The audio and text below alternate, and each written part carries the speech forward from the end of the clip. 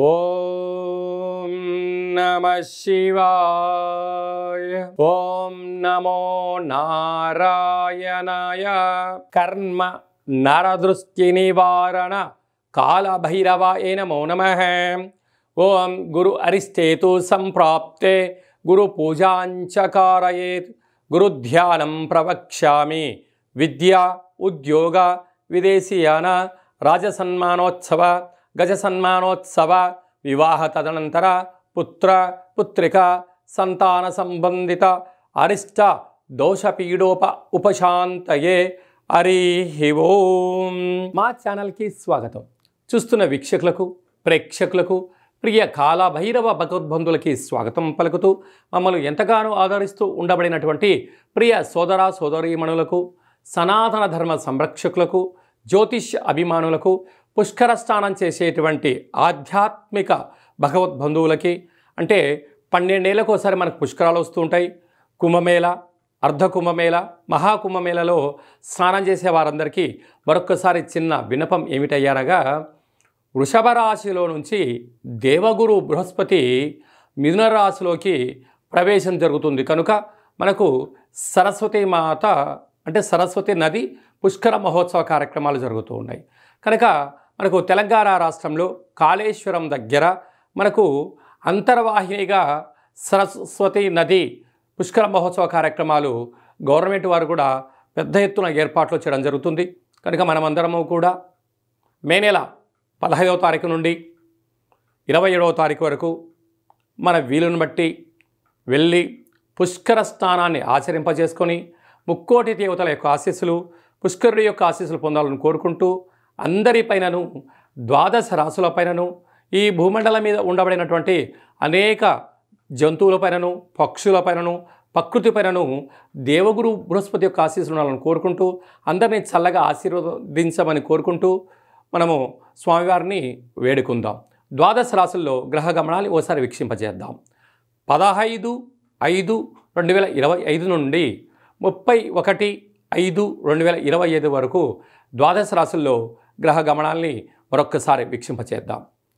మేషరాశిలో బుధ భగవానుడు సంచార స్థితి, వృషభ రాశిలో రవి భగవానుడు ఏడాది తర్వాత సంచార స్థితి, 12 సంవత్సరముల తర్వాత మిథున రాశిలో దేవగురు బృహస్పతి సంచార స్థితి, కర్కాటక రాశిలో కుజ భగవానుడు నీచభంగ రాజయోగ సంచార స్థితి, కన్యరాశిలో కేతు సంచార స్థితి, మీనరాశిలో శుక్ర భగవానుడు శని భగవానుడు రాహు భగవానుడు సంచార స్థితితో ప్రారంభంలో ఇలా ఉన్నాయి. 19వ తారీఖు 5వ నెల 2025 నుండి రాహు భగవానుడు కుంభరాశిలోకి సంచార స్థితి, కేతు భగవానుడు సింహరాశిలో సంచార స్థితితో 12 రాశుల్లో గ్రహ గమనాలను మనం ఒకసారి వీక్షింపచేసాం.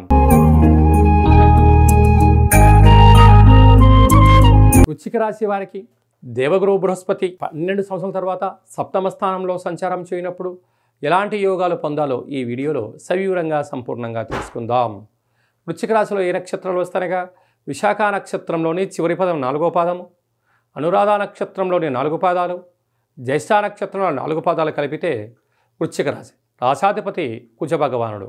సంతాన స్థానంలో త్రిగ్రహ సంచార స్థితి ఉండడం వల్ల నూతనంగా వివాహమైన వారికి సంతాన యోగం, పిల్లల యొక్క చదువులు అభివృద్ధి దృష్టి సాధించడం, తరతరాల నుంచి వచ్చేటువంటి ధనపరమైనటువంటి ఆస్తులు వచ్చేటువంటి అవకాశాలు అధికంగా ఉన్నాయి. 6వ స్థానంలో బుధుడు ఉండడం వల్ల భూయోగము, బుద్ధి, జ్ఞానము, సత్ప్రవర్తన వల్ల కొత్త కొత్త కార్యక్రమాలు ప్రారంభించే కార్యక్రమంలో విజయం మీ సొంతమవుతుంది. ఏడాది తర్వాత రవి భగవానుడు సప్తమ స్థానంలో సంచారం చేయడం వలన ప్రేమికుల మధ్య భార్యాభర్తల మధ్య స్వల్పమైన ఆటంకాలు ఉండినను వాటిని చిరునవ్వుతో స్వీకరించండి. వాహన ప్రమాదాలు స్వల్పంగా పొంచి ఉన్నాయి. బంగారు ఆభరణాలు, బ్యాంకు లావాదేవీలు, ఓటీపీల ద్వారా ధనం కొద్దిపాటి దుర్వినియోగం అయ్యే పరిస్థితి ఉంటుంది. తస్మాత్ జాగ్రత్త. అలాగనే అష్టమంలో దేవగురు బృహస్పతి సంచారం చేయడం వలన వృశ్చిక రాశి వారు తప్పక పుష్కర స్నానం చేయాలి. అక్కడ పసుపును నీటిలో వేసి నమస్కారం చేయడము, అలాగనే తెల్ల నువ్వుల పచ్చడితో కూడుకున్న ఆహారాన్ని దానము చేయడము, పెసరపప్పుతో కూడుకున్నటువంటి ఆహారంతో పాటు చిరగపప్పుతో కూడుకున్న ఆహారాన్ని దానము చేయడము, శ్రీ మేధా దక్షిణామూర్తి స్వామి యొక్క స్తోత్రాన్ని వినడము, అలాగే దత్తాత్రేయ స్వామి వారి యొక్క స్మరణ వీరికి యోగదాయకం అని చెప్పి గమనించాలి. భాగ్యస్థానంలో కుజుడు ఉండడం వలన భార్యాభర్తలు, ప్రేమికులు, పార్ట్నర్షిప్ వ్యవహార కార్యక్రమాలు, లావాదేవీ వ్యవహార కార్యక్రమాల్లో సమన్వయం పాటించి తీరాలి. లేకపోతే అనేక రకాల సమస్యలకు మీరే కేంద్ర బిందువు అయ్యి అపారంగా నష్టపోయే పరిస్థితి చాలా అధికంగా ఉంటుంది. చిన్న చిన్న విషయాలకు మీరు ఆందోళన చెందరు, ఎందుకంటే మీకు ఆ మనోధైర్యం ఉంటుంది. కానీ సమస్యలు వచ్చినప్పుడు మౌనం, ధ్యానం, ఏకాగ్రత చాలా మంచిది. సత్ప్రవర్తన, యోగా, ఆసనం, మెడిటేషన్ నిర్వహించేటువంటి కార్యక్రమాలు, వ్యవసాయ సోదరీమణులు, గృహ భవన నిర్మాణ కార్యక్రమాలు, ఎక్స్పోర్ట్స్ ఇంపోర్ట్స్ బిజినెస్ చేసేవారు, సాఫ్ట్వేర్ రంగం వారు ఎంతో జాగ్రత్తలు అవసరం అని చెప్పి గుర్తుపెట్టుకోగలగాలి. మే మాసంలో ద్వితీయార్థంలో ముఖ్యమైనటువంటి పండుగల నుంచి క్లుప్తంగా, సవివరంగా, సంపూర్ణంగా తెలుసుకుందాం.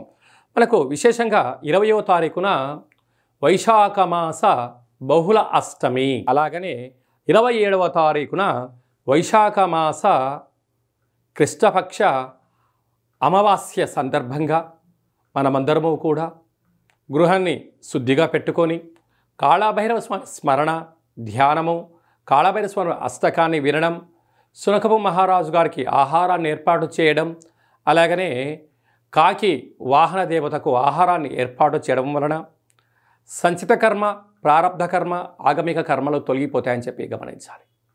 అలా కుదరలేదు అనుకుంటున్న వారందరూ కూడా మన యొక్క దేవాలయంలో నిత్యము కాళభైరవ హోమ కార్యక్రమాలు జరుగుతూ ఉంటాయి. ఈ కింది నెంబర్ను సంప్రదించినట్లయితే మీకు వీడియో కాల్ చేసి స్వామివారి యొక్క దర్శనం చేయించి మీరు అనుకున్న అన్ని పనులు విజయం సాధించేటువంటి కాళభైరవ హోమ కార్యక్రమాన్ని చేయించడం జరుగుతుందని చెప్పి కూడా గమనించాలి. అదే కాకుండా మనకు 15వ తారీఖు నుంచి 27వ తారీఖు వరకు మనకు సరస్వతి నది పుష్కరాల సందర్భంగా వీలైనంత వరకు వెళ్దాం, స్నానం చేద్దాం. గతించినటువంటి పెద్దవారికి అక్కడ హిరణ్య శ్రాద్ధము, సువర్ణ శ్రాద్ధము, అలాగా అనేక కార్యక్రమాలు, దశదానాలు చేయడం వలన వారి యొక్క ఆశీస్సులు మన కుటుంబాలకు శ్రీరామ రక్ష అని చెప్పి గమనించగలగాలి. అలా వెళ్ళలేనటువంటి వారందరికీ కూడా మనము ఆదివారము, మాస శివరాత్రి ఆదివారం సందర్భంగా అక్కడ కాళేశ్వరం దగ్గర ఇలాంటి కార్యక్రమాలు ఏర్పాటు చేయడం జరిగింది. వెళ్ళలేనటువంటి వారందరూ కూడా మీ పేర్లు, గోత్రనామములు, గతించిన వారి పేర్లను వాట్సాప్లో మీరు పంపించగలిగినట్లయితే మీకు వీడియో కాల్ చేయించి చూపించి దండం పెట్టించి మీకు ఆ పుష్కర జలాన్ని ప్రసాదంగా అందజేయడం జరుగుతుంది. అలాగా పుష్కర స్నానం చేయడం వలన దేవతల యొక్క ఆశీస్సులు, గతించిన వారికి ఆ శ్రాద్ధకర్మలు అంటే పిండ ప్రధాన కార్యక్రమాలు చేయించడం వలన వంశాభివృద్ధి కలుగుతుంది.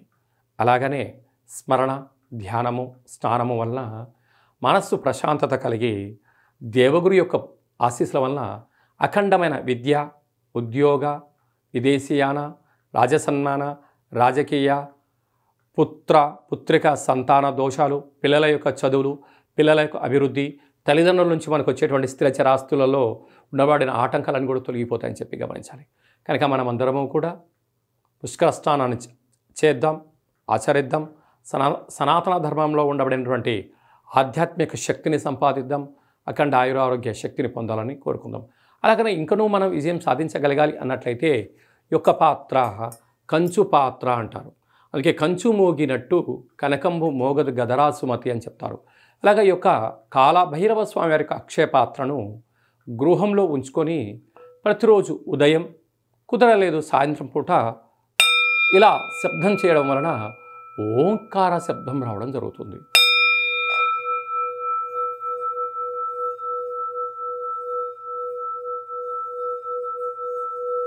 ఈ ఓంకార శబ్దాన్ని సృష్టించడం వలన, వినడం వలన మన మనస్సు ప్రశాంతత ఉండడం, గృహంలో ఉండబడినటువంటి జ్యేష్ఠాదేవి బయటికి వెళ్ళిపోవడం, ఇంట్లో వాస్తుదోషం తొలగిపోవడం, మానవుని శరీరంలో చక్రాలు వికసింపచేయడం, మనం ఏదైతే అనుకుంటున్నామో ఆ పనులు అన్నింటినీ కూడా కాళభైరవ స్వామి ముందుండి నెరవేర్చడం జరుగుతుంది. అలాగా కాళభైరవ స్వామి యొక్క పూజ 20 రకాల వస్తువులతో దిష్టి దించి ఈ అక్షయ పాత్రను అందజేయడం జరుగుతుంది.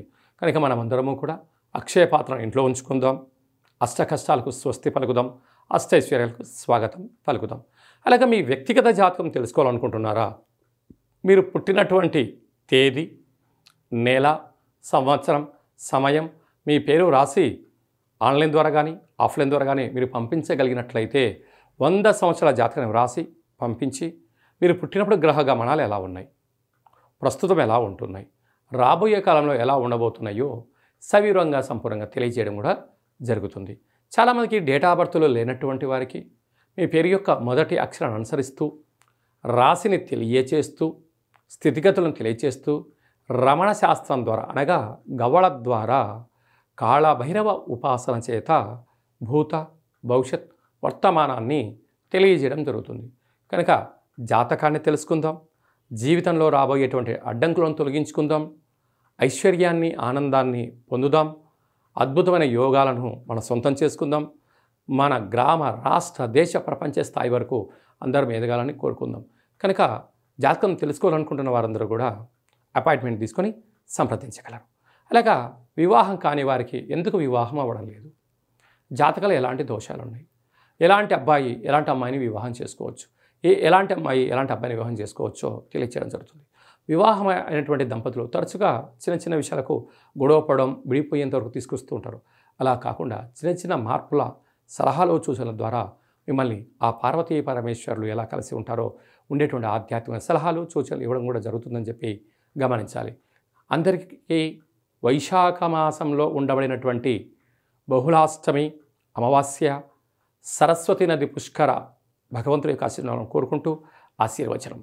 ఓం శతమానం భవతి శతాయు పురుష సతేంద్రియ ఆయుష్యేవేంద్రియే ప్రతిష్టతి ధనం ధాన్యం బహుపుత్రలాభం శత సంవత్సరం దీర్ఘమాయు సర్వే జనా సుఖినో భవంతు లోకా సమస్త సుఖినో భవంతు.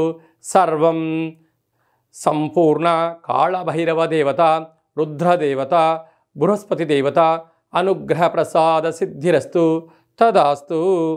ఈ వీడియో మీకు నచ్చినట్టయితే లైక్ చేయండి, షేర్ చేయండి, మా ఛానల్ని సబ్స్క్రైబ్ చేసుకోండి. మేము చేస్తున్న ఆధ్యాత్మికమైన వీడియోలు అందరికన్నా ముందుగా మీరు చూడాలి అనుకుంటున్న వారందరికీ కూడా చూసి ఈ యొక్క ఆధ్యాత్మిక భక్తి సమాచారాన్ని భగవద్బంధులకు మిత్రులకు చేరవేయండి. హిందూ ధర్మాన్ని కాపాడండి.